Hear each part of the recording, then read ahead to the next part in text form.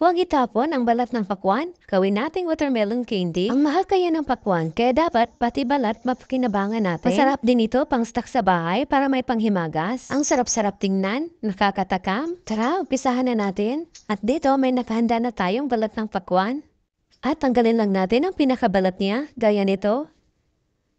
At islice lang natin ito ng ganito kanipis. Hanggang sa matapos natin lahat. Ayan, at ito na po lahat ang na-slice natin. Lagyan lang natin ng half cup ng white sugar.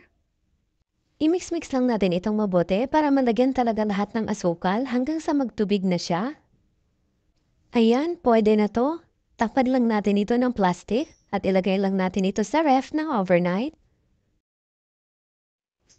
Ayan, nagtubig na, watermelon. Huwag po natin itapon ang tubig. Ito na ang gagamitin natin. Ilagay lang natin dito sa kawali. Hintayin na lang natin na kumulo at mag-reduce ang tubig. Napakadali lang ito gawin at may pakihinti ka na sa iyong mga chikiting. Patuloy lang po sa pag-mix hanggang sa wala na tayong makitang tubig. Ayan, at kapag ganito na ang consistency ng ating candy, pwede na po natin ito hanguin. Nilagyan ko lang po ng parchment paper ang bilao para hindi dumikit. Kung walang parchment paper, magpahid na lang ng konting mantika sa lalagyan para hindi dumikit. At i-air dry lang po natin ito. Ayan, at medyo natuyo na ang ating mga candy. Gagamit lang tayo dito ng granulated white sugar. Pangkot lang natin dito sa ating watermelon candy. Ayan, oh, ang sarap-sarap na tingnan. Ayan, at i-coat lang natin ito isa-isa hanggang sa matapos natin lahat. Mag-e-enjoy talaga ang mga chikiting nyo dito.